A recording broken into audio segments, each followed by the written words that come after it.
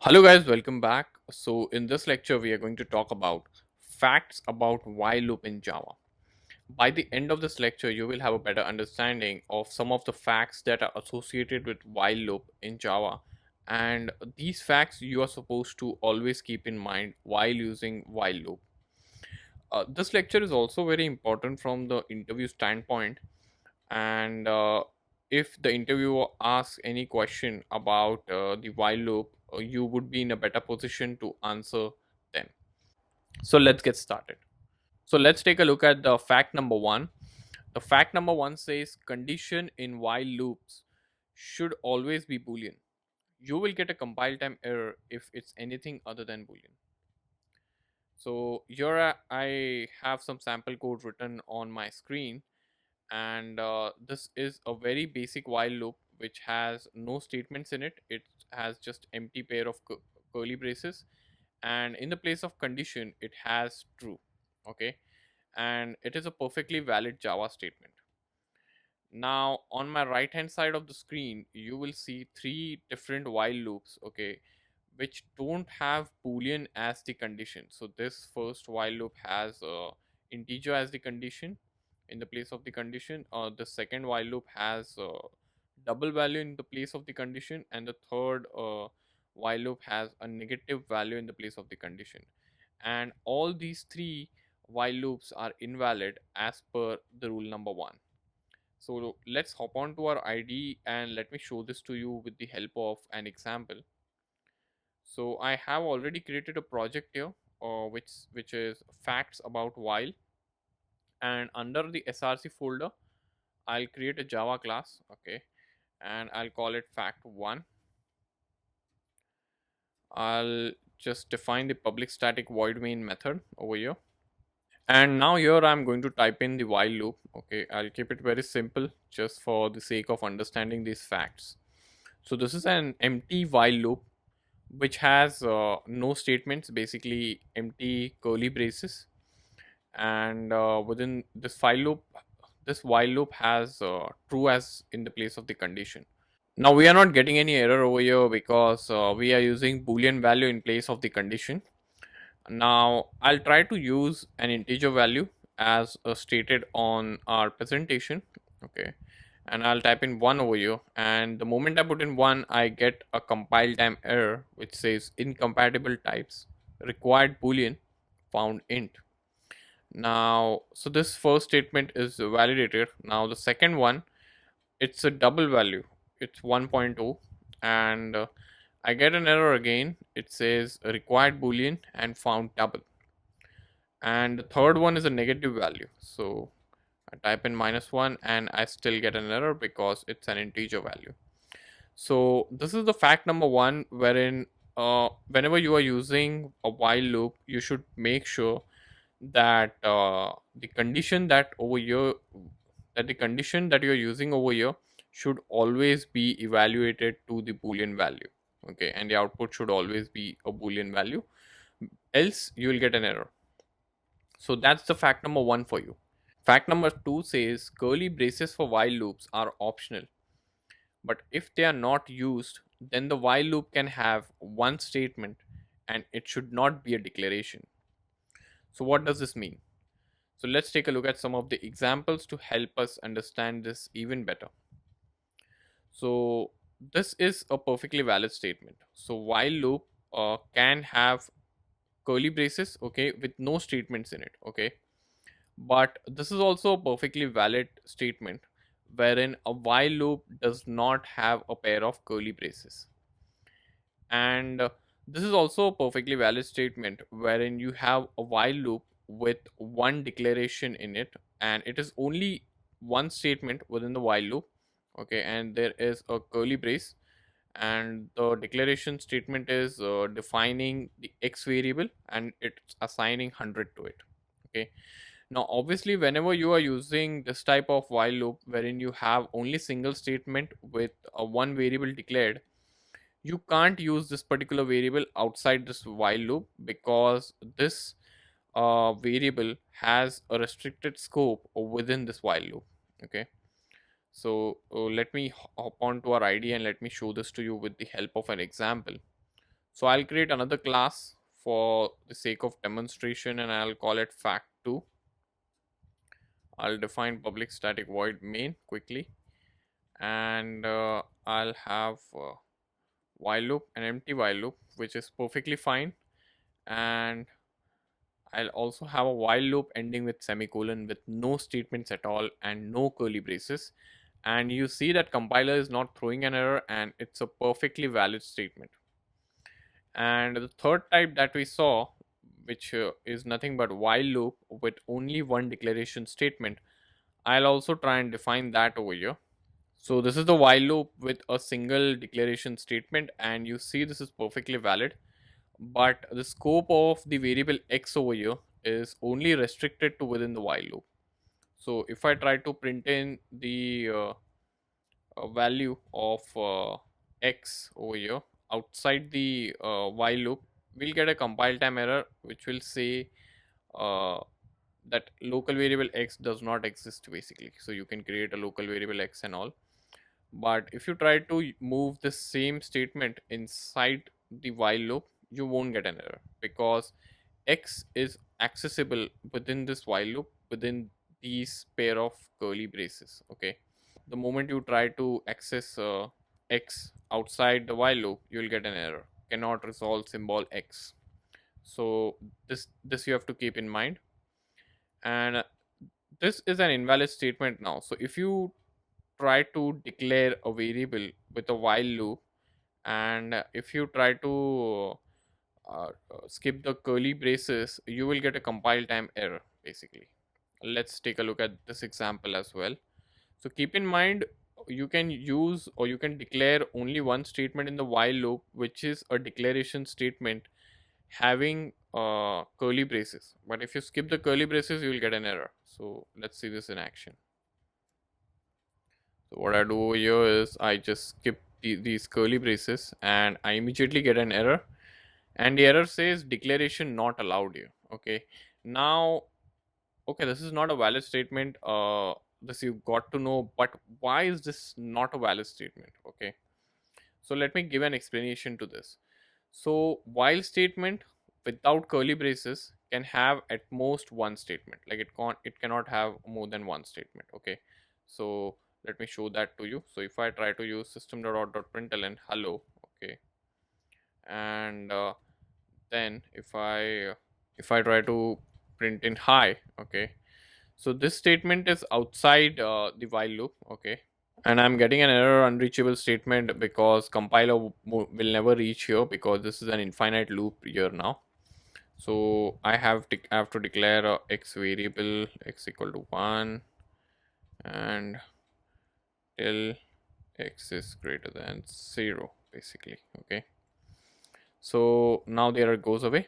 The statement which prints hi is not the part of while loop, it's outside while loop. And the statement which prints hello is inside the while loop, it's a part of while loop. Okay, this is, so whenever you are skipping curly braces, make sure that the next statement you write is part of while loop, and the statement you write afterwards is not the part of while loop. And that's because without curly braces you can define maximum one statement or only one statement within while loop, and if you try to define second statement, it is not considered as a part of while loop. So if I want to make these both the statements a part of while loop, I have to write curly braces basically. Yeah, so that's the thing. Now what happens is when you have curly braces, so I'll go back to this example of the declaration one, integer x is equal to 100. Okay, this was true, and I'll just delete this. So the moment you write this statement, compiler doesn't give an error because curly braces are present, and compiler thinks that since you are using curly braces, there is a possibility that you might declare or you might write on a second line of code, third line of code, and fourth line of code, and so on. And you might actually use this x variable, okay, within the while loop. Okay, so since you have declared it, compiler thinks you will use it, you will write more statements over here and you will use it within the while loop, because this variable is anyways not accessible outside the while loop. But the moment you skip the curly braces, Compiler knows that there will be at most one line of code within the while loop now, because the curly braces are skipped, and hence, since the scope of this x variable is restricted to while loop, this will never be used, because there is only one statement which is nothing but the declaration statement. And the variable is created here and it cannot be accessed outside the while loop, so this variable is of no use basically. And hence compiler says that declaration is not allowed here, you are writing an incorrect code. So that is why this particular piece of code is invalid, and this with the curly braces is valid. So keep this in mind. So this was the second fact of a while loop. So let's now talk about where are while loops used. So while loops are majorly used in scenarios where we don't know the number of iterations upfront. Okay, so if you are, for example, dealing with database operations, and let's say you are working on an Instagram like application, and you want to fetch the total number of users who have liked a particular photo. Now, before fetching, you won't have an idea on what is the total count of people who have liked this particular photo. So in this case, you will fetch the result from the database, and you will use while loop to iterate through the result. Are you getting the point? So for example, if you are I'll repeat. So if you are building an application like an Instagram, wherein you want to get the count of users who have liked a particular photo. Now in that particular case, you are going to fetch the results. Okay, you are going to fetch from the database the total number of users who have liked a particular photo, and now you have to traverse through that result set. Okay, you have to fetch the names of the person one by one.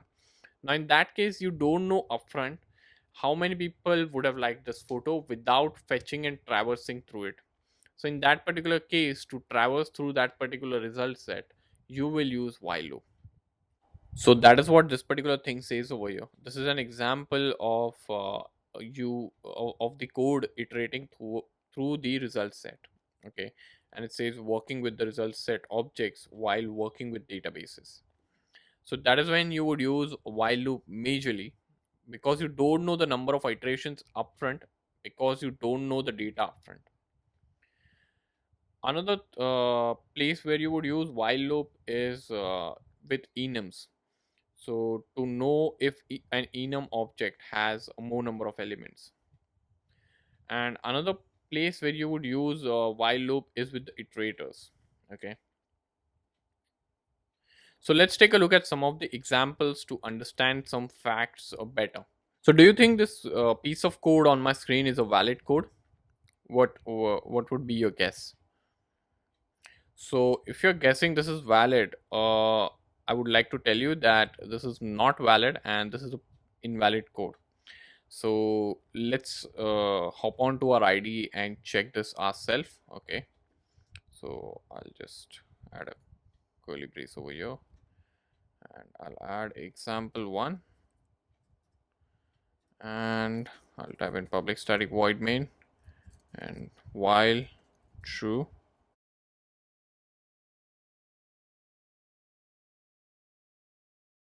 So this is the code that we are referring to here in our slide, and you see that we are getting an error here, if you notice, and this is not a valid code. Now the reason is, this while loop that we have defined over here is an infinite loop. So this while loop will keep executing forever unless and until you kill the program.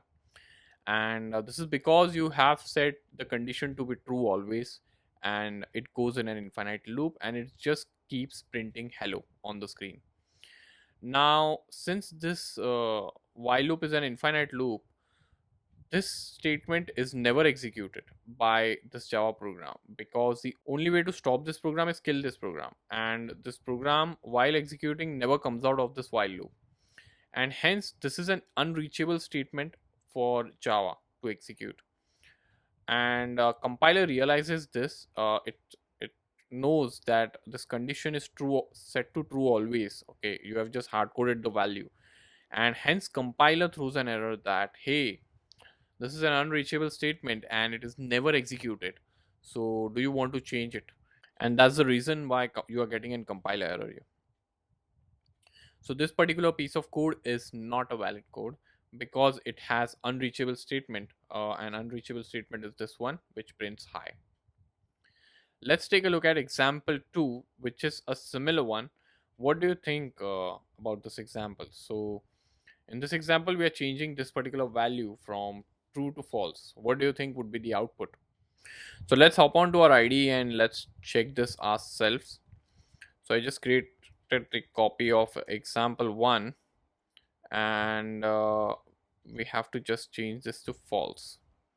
So you see we are still getting an error, but this time error is on a different statement. So in example 1, this loop was an infinite loop. But in example 2, this is not an infinite loop because we are not hard coding true over here, but instead we are hard coding false over here. Now, when we say false, it means that the program control never enters this while loop. So this while loop is never executed basically. It fails at this condition check. And this statement basically is never executed because false is hard coded and the value of false never changes because it's hard coded. So only this program is always executed. Only this line of code is always executed, and that's the reason compiler knows that you have just hard coded false here. So compiler knows that this statement is never executed, so why has the programmer written this statement here? And that's the reason why it raises this error. It says unreachable statement. So please get this rectified. And that's what this example says. So this is an invalid example wherein this hello, the line which prints hello within the while loop, is unreachable. Let's take a look at the example 3. So we saw two examples wherein the condition was true and condition was false, and it was hard coded. And we could see that there was a compile time error because there were some or the other statements in the program that were unreachable. Now over here we have created two variables a and b. 10 and 20 is the assigned value to both the variables, and here we are doing a condition check. So while a is less than b, now a is less than b, that's for sure because 10 is less than 20. So this condition is evaluated to true, and hello is the output, right? So do you think there will be a compile time error or the output will be hello? Let's hop on to ID and we'll check this ourselves. So I'll just create a copy of example 2. I'll call it example 3, and I'll just define two variables. Integer a is equal to 10 and b is equal to 20, and I'll call out a less than b. Now you see we are not getting a compile time error. So if you execute this code, you will see hello and hi as the output. So that's about example 3. Let's take a look at the example 4. In example 4, we just reversed the condition, and we checked whether a is greater than b. And this condition is evaluated to false because 10 is not greater than 20, and hence you see the output as high because hello is not printed. So that's we don't get a compile time error here. Okay, this example is pretty straightforward. You can, if you want, you can execute this code yourself. So let's take a look at example 5. So in example 5, we are using final variables. So let's take a look at that. So I'll create example 5, and I'll define public static void main. Okay, and here I'll have two final variables. Final a is equal to 10 and b is equal to 20. I forgot the data type, so I'll type in int.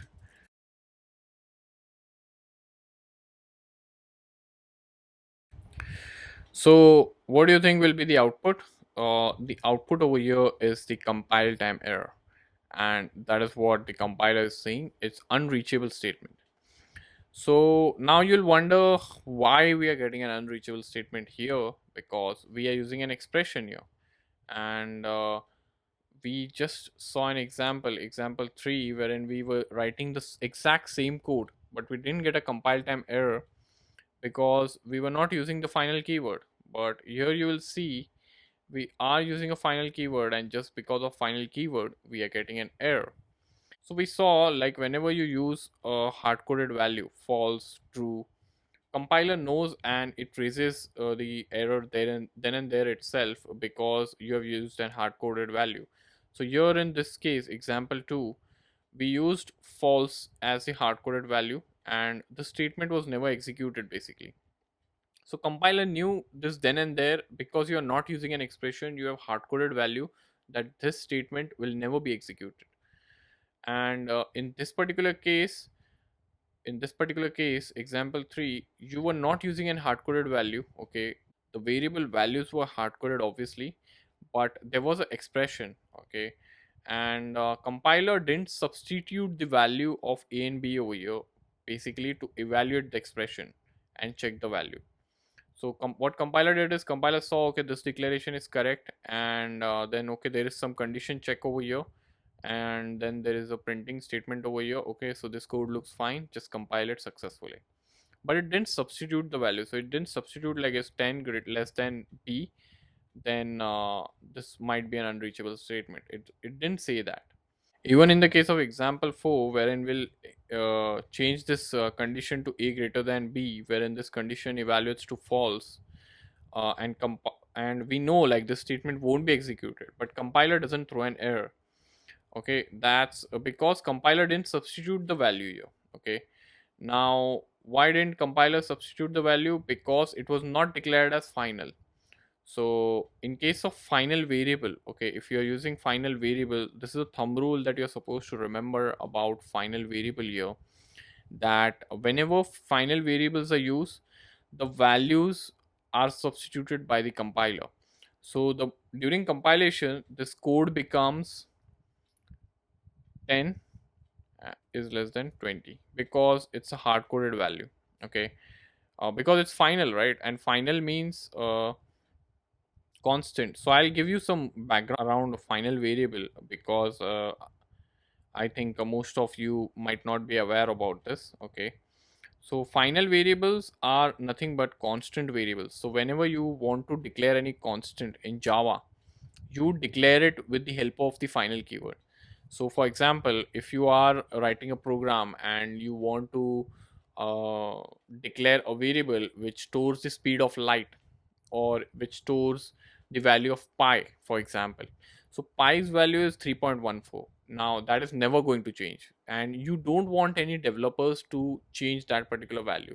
And in that case, you will declare that particular variable as final. And that is what we are doing over here. So we are declaring two variables that we want in the program, and we are declaring it as final. Now, whenever we are declaring a variable as final, the value to that particular variable can only be assigned once. And if you try to reassign, basically a is equal to 100, you will get a compile time error, of course, because it will say cannot assign value to a final variable a, because the value of this particular variable cannot change, and compiler knows this. So compiler substitute the values over here during the compile time. Okay, and it tries to compile the code, and compiler now here knows that 10 is less than 20 is always true, and this particular piece of code is never going to be executed. Okay, this is as good as executing it as true. Okay, and that's the reason, since it looks like an infinite loop here now. Okay, and that's the reason why compiler throws an error that this is an unreachable statement. So if you go to fact number 1, I'm sorry, not fact number 1, example number 1, wherein we saw that because of hard coded value of true, this particular statement was throwing the compile time error. And that similar thing is happening over here. Okay, it's just that now instead of hard coding true, we are using final variables, and compiler is substituting those values over here. Okay, so this is about a final variables. When you try to use a final variables in an expression, with while loop. Okay, so that's about example 5. You get a compile time error over here because the statement goes unreachable. Let's take a look at statement 6. So in statement 6, we reverse the condition over here. So let me copy paste this example, example number 6, and we will be reversing this condition. What do you think should be the output? That's right. So the statement within the while loop goes unreachable, and that's because 10 is greater than is 10 greater than 20? No, it's not greater. And this condition is then evaluated to false. Okay, so instead of a is greater than b, compiler substitute the value and checks what the output is, and it gets false as a result. Okay, so it substitutes the false and checks the code, and it sees that this particular line of code is unreachable now, and that's how it throws the error. And this is because we are using final variable. So the moment we remove this final keyword over here, the error goes away. Okay, so in case of final variable, just remember this: compiler substitutes the values and evaluates the expression at the time of compilation only. Okay, so this is something that you should keep in mind. So this was example 6. So let's dive a little bit into final variables. Okay, things to remember about final variables. Okay, whenever you declare a final variable, every variable will be replaced by the actual value at the time of compilation only. So for example, this in this code, okay, final integer x, integer y is equal to 20, system.println x, and you're printing y. When you compile the code, this is what the system.println statement looks like. Okay, so on compilation, the value of x, which is the final value, final variable value, is substituted here, and the value of y is not substituted because y is not a final variable. So this is how compiler behaves with a final variable. Okay, because compiler knows that the value of this particular variable is not going to change throughout the course of execution of the program, and that's why it doesn't hesitate to substitute the value, because it knows that this value is going to stay forever. So that's the fact about final variables. The another fact over here to remember is, in case of expressions with final variable, expressions expression is evaluated and code is compiled. You see this particular code on my screen here. Okay, this is the code that we have written, for example, and on compilation, this is how the compiled code would look like. So in case of system.println, the value of x is substituted because x is final. Y is not substituted during compilation because y is not final. The value of x plus z is calculated and substituted. 10 plus x plus z, basically this will be 40. I'm sorry, I've written 30 over here, that's my bad. But it will be 40 over here. So 40 is substituted here. Okay, because x and z both are final variables, so what compiler does is it substitutes 10 over here, it substitutes 30 over here, and it just puts in the value 40 over here. Oh, just a second, I'll just update this value. So you see the value 40 getting updated here because both x and z are final. Now in case of x plus y, x is final but y is not, and hence the value of x is substituted. Okay, and now this example you can easily relate to our example number 5 and 6 over here. So when we were using expression but still we were getting unreachable statement error, that is because both the variables in the expression were final and the compiler was substituting the value for both over here and calculating and evaluating the expression, I should say. So 10 is less than 20 and the output for this expression was true. So compiler was, during compilation, the code was while true, which is nothing but something like this, and we were getting a similar error over here. So I hope this clears out the confusion. Now let's summarize. So in this lecture we understood some facts that you're supposed to keep in mind about while loops in Java. We took a look at different scenarios, we took a look at different examples, we tried to understand whether the code was valid or not, and we also understood some facts about final variables with while loops. So I hope you guys enjoyed this class and found it valuable. I'll see you guys soon. Thank you.